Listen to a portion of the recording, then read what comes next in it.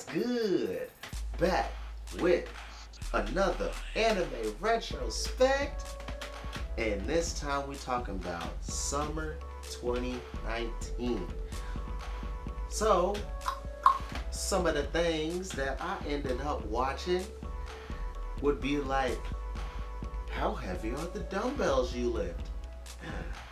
And let me tell you, I I ended up dropping it about like halfway through. I was very entertained through much of it. I just eventually got to a point where I was like, I keep falling asleep watching this show now. That's not good. So I dropped it. But you know what I didn't drop? Faretta. From commonplace to world class, world strongest. My bad. I tried to guess the title before it loaded. I watched this whole bad show all the way through because let me tell you one thing. It may have been bad, but it was entertaining. So Faretta, man, it was quite an experience just seeing him continually get more and more OP and gain more and more people to his little harem, and even to the point where they literally have him basically do anal play with a dang on dragon. Like, what in the world? What in the world? Seriously, what in the world? Oh boy, it was entertaining. That's all I gotta say. It was not the best show at all, but boy, it kept me watching, kept me wondering what in the world are they gonna put in here next. So that was a fun ride. But on to some of the other things that I ended up watching during the summer. Fire Force. And boy, did it bring the heat. And it's still bringing the heat because it's still going on right now. And I'm loving every second of it, and I'm very curious to see where it's all going to lead to. That first, half of this season, really try to see how this world building is going, and how the mystery is shaping up. Like, who in the world?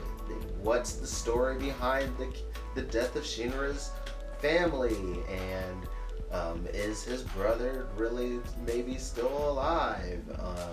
And why in the world are all these infernals happening like more and more often and becoming tougher and tougher? And and who's the traitor in the Fire Force that's working with this mysterious organization? It's just like a lot of really interesting things popping up, and also some really great action to go along with it. Digs it a lot, and I'm still enjoying it right now as well. Then Fruits Basket finished up in the summer, and boy, I am happy that I decided to continue to watch this show because it was a fond memory in the past, but this remake is now becoming my own connection to the series, because before it was just like the memes of like the Yuki girls, but now I really get to see the heart and the story, and I cannot wait to see it continue so I can see what else is going to happen with the Somas. But yeah, really sweet show. A lot of emotions, man. Just get you in the feels. Dr. Stone, another show that's still continuing right now, is a really fun show. Like this first half, like just kind of seeing how in the world they are gonna deal with the situation of being revived millions of years, um, well, not millions, I think it's supposed to be thousands of years in the future without technology and try to recreate it all, was really interesting. And the battle of philosophies of like what kind of society should we really create, um, and seeing how that vast knowledge of science can help you, and even when all other bits of technology are stripped away from you. So it's really cool. It really kind of simplifies a lot of the science, so it's easy to understand, um, and still leave you fascinated. It's really cool. I really enjoy the show, and where it is now, is pretty cool. And seeing, um, how things can expand, knowing that there is other people, that are already, alive and weren't necessarily revived. Um, so it's really cool, and really curious to see how the war between philosophies will, come to fruition. Uh, Next one I'm going to talk about here is Demon Slayer. This was a continuation from the spring season, and it finished up in the summer. And man, it's still such a beautifully animated show. And the story is really cool too, because it really had finished up here this the arc on the mountain with the Spider Clan, and man, they had some really epic moments, like epic moments that really brought this show back into a lot of people's attention because of just how amazing it was, with what happened, and to see the new powers and stuff to be developed, and then even like ending, even though it ended kind of with the training arc, it was still kind of fun to find out more about how the techniques work and how it can be implemented in new ways, that will be on full display from here on, I'm sure. I hope somehow, some way, the movie comes to the States in a way that I could see it, because that would be fantastic. I don't want to have to miss out on that movie, because I know it's going to be another important part of the arc of Tanjiro and his companions. But yeah, one of my favorite shows of the season. Black Clover, of course, is still continuing, and I'm trying to remember where exactly in the summer the story was. So I'm pretty sure, if I remember correctly, this is when they're finally going to go confront the Eye of the Midnight Sun and their base, and even though it's kind of like your typical shonen show, it does it rather relatively well. I know some people complained a whole lot of it about it, but I really enjoy it, and I am watching the dub, so maybe that's one reason why I can handle it. But I have heard in the sub that the yelling of Asta has gone down a little bit, but I find it enjoyable seeing all the new powers and seeing the connections, and of all the different people in their past, and even like the tournament to create the group that was going to go confront the Eye of the Midnight Sun, the kind of the King's Knights.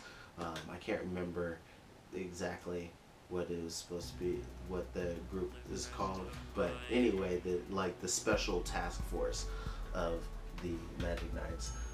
So it was really very entertaining to watch. Digs it. Astra Lost in Space was going on, and that was a really cool space epic. Just to see where in the world literally the universe. They were gonna go and seeing like new worlds and trying to figure out why in the world what happened to them happened, and seeing how it concluded was very interesting, and trying to figure out who in the world the traitor could be, and how they would deal with some of the revelations that they had. That was really very interesting, and then the fact that they had like a bit of an epilogue was pretty cool, and the way they ended it can possibly lend itself to a continuation, but it definitely would be a shame if they do decide to make a sequel, because you know it's going to be missing a few of the crew members if they end up continuing. But it was very interesting premise, and some of the secrets that get revealed is pretty incredible. So yeah, it was a fun ride, a fun story. Then we got Do You Love Your Mom and Her Two-Hit Multi-Hit Attacks, or something like that. I'm not pulling up the full title, as you can see. And her two-hit multi-target attacks. This show was ridiculous. Absolutely ridiculous. Just all about trying to have people appreciate their parents, especially their moms, and how they care, and just trying to upend all the isekai tropes as they can, and also putting the mom in the most ecchi ways possible, and trying to make it seem like it might go the whole incest route, which I'm happy it never did. But it still was terrible that they keep putting him in situations where he had to see his mom look all sexy. But hey, it was a fun ride, trashy show, but still fun. On kind of on the same wave as Ari Faretta. It's not necessarily the best show, but it's funny. So that was interesting.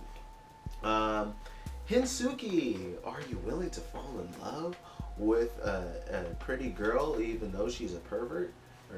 Or are you, well, I said it the opposite way. Are you willing to fall in love with a pervert as long as she's cute, a cutie, or whatever? Anyway, Hinsuki was another really ecchi show, and it was pretty funny. The way each girl's perversions like were thrust upon the main character is just ridiculous, and then even to see how it affects some of his friends as well, it's ridiculousness, but it was great fun watching. I really enjoyed it. It was fun, and then the twist ending.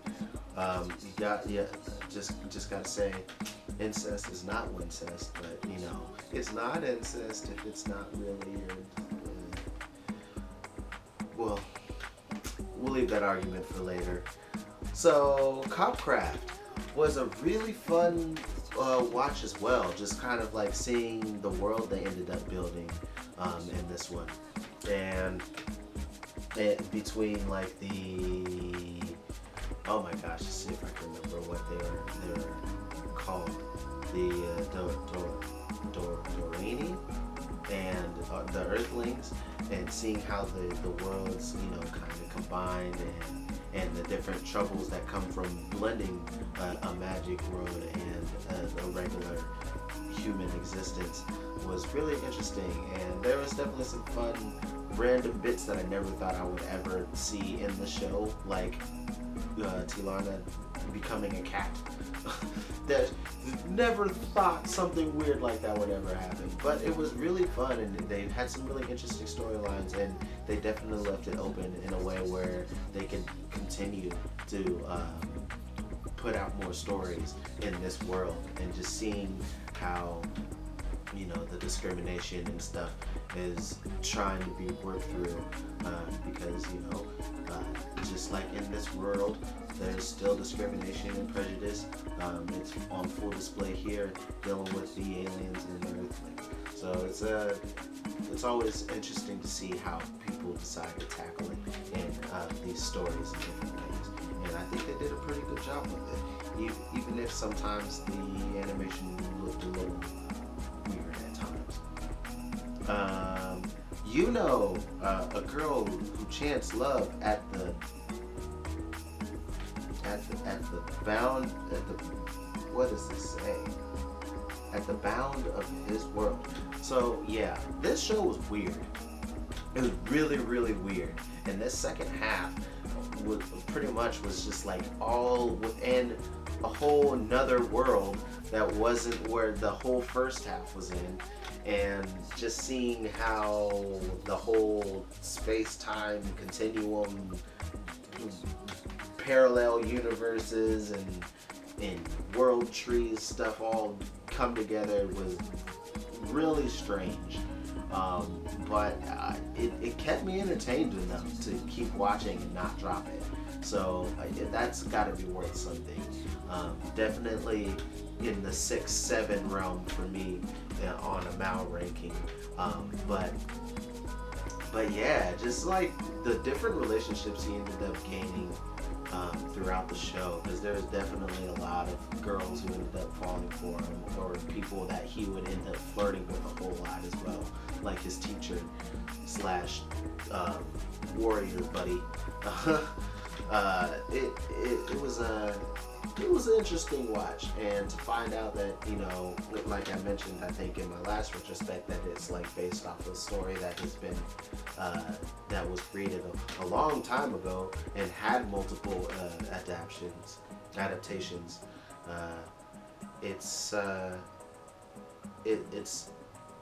It's cool to be able to watch this modern day take on it, and it wasn't too bad a watch. I enjoyed my time despite it being a little bit convoluted. Then we got Demon Lord Retried.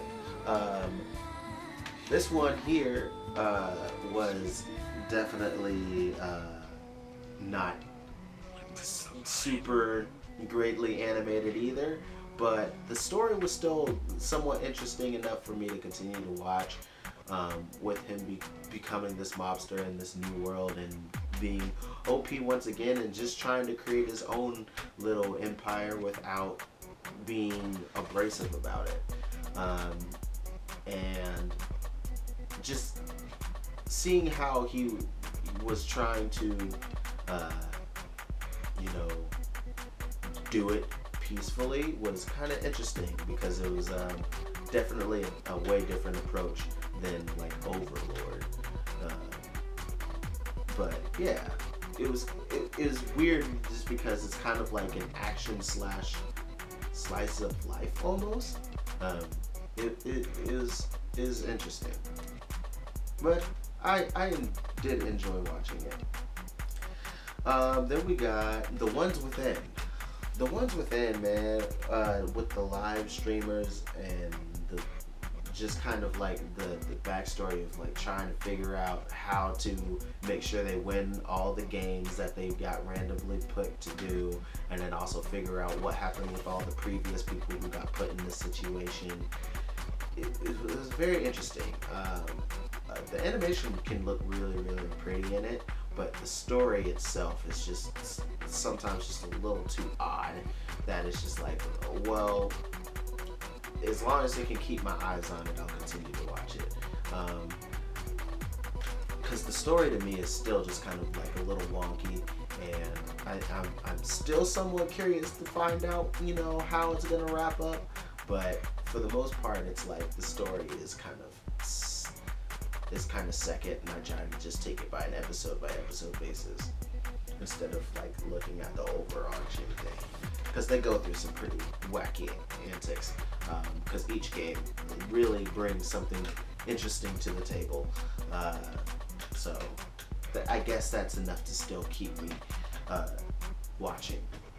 Then Mix ended up ending in summer, which makes sense because I think it ended with the Summer Koshi or tournament. And yeah, I don't really watch a lot of sports anime, but when I find a good one, I enjoy it. And this is one that I continue to enjoy, just seeing them continue to, try their best and tough it out to get to the end game.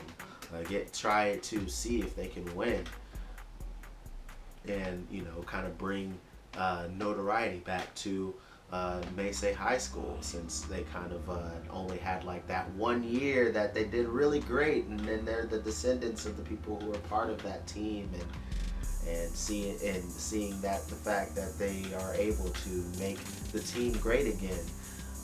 It was really fun, but it's a really sweet shonen-esque shonen sports show. So nothing really dramatic in this one, unlike some of the one of the shows that I'm watching currently in this season. But yeah, pretty cool. Really enjoyed the way that wrapped up. Then we got Kochiki, which is kind of like a period drama, all about Nobunaga and his history. So I don't know a lot about Japanese history, but I do know that there's definitely a lot of shows about Oda Nobunaga and some other historical figures in Japanese past that they've created shows for, but I haven't watched a whole lot of them, and this is like one of the ones that I'm able to focus on strictly him, because stuff like Drifters has like a bunch of historical figures, and they're all just kind of thrust together to create a brand new story. So this is like based off of true stories, and even though it may be embellished a bit, it was really interesting getting to learn a little bit about his past and how it affected Japan, and it was pretty to watch, and just seeing how some of the relationships changed over time, and some of these struggles that he had to go through within his family, and also just the clan itself. Really interesting. I enjoyed it, and I don't know if they're going to tell more of how he ended up conquering the rest of Japan, but if they do come out with more, I would definitely be willing to continue to watch it. And then the last one we're going to talk about here that I watched is BIM. One of the things that really kept me watching BIM was definitely not the story, it was definitely not the animation, it was the music. They used a lot of the same tracks over and over again, but every time I heard them, I was like, I don't really like this. But the story was still intriguing enough for me to try and figure out how in the world these monsters are supposed to really become human again and being accepted in society, and then them dealing with the class distinction between the upper and lower, or outside. It's like upper and outside, I think it is. Like how the disparity between the classes are, and then the whole inner workings of the people behind the scenes trying to run the city, and how corrupt it is, and how they might be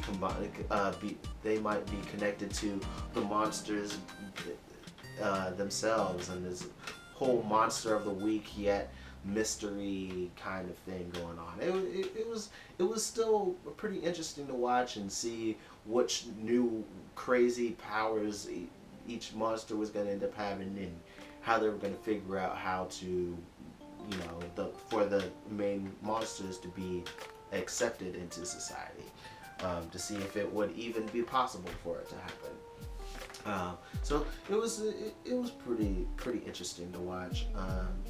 it was not the best, not the most favorable conclusion, but still an understandable one. Um, but I enjoyed watching it. But you know, if the animation is gonna not do it for you, then I'd probably just skip it. But looking back at the summer anime I ended up watching, it was a lot of really cool stuff. There was a lot of shows, as you can tell, that I enjoyed. There's really only one that I had to drop, which was How Heavy Are the Dumbbells You Lift?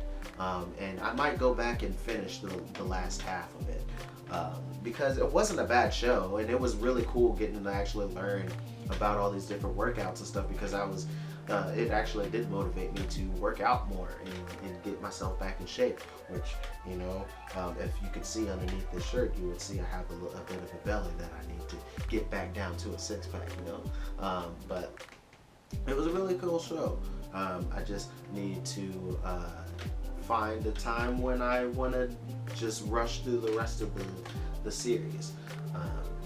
But yeah, this current season I am definitely watching a lot still, but though there are some that I am skipping out on. But so for right now, what I'm watching for the fall season is, of course, My Hero Academia. Sword Art Online Alicization came back, and I know it's not the best show. I am watching it now that it's returned. I'm still continue to watch Fire Force, as mentioned before. Same with Dr. Stone and Black Clover. Radiant is back as well. I really enjoyed that. So seeing that story continue was really cool. Cautious Hero, the hero is, well, I'll just say Cautious Hero. Cautious Hero is pretty entertaining as well. I'm watching that. No Guns Life is also really good. I've really been enjoying discovering about the world they created there. Fairy Gone is back, but I did not try to continue it. I might decide to watch it again, but this time I'll watch it in English once it's all done, probably, if I decide to go back to it. Konoha Automata is back, and I am loving it, and seeing their growth as a group as they make their way to nationals. I am heavily enjoying that so far. I started Special 7, and I dropped Special 7 after probably about like 3 episodes. I might go back to it because it was kind of entertaining. I just kind of felt like I didn't want to give it my time over the week, so I might come back to it.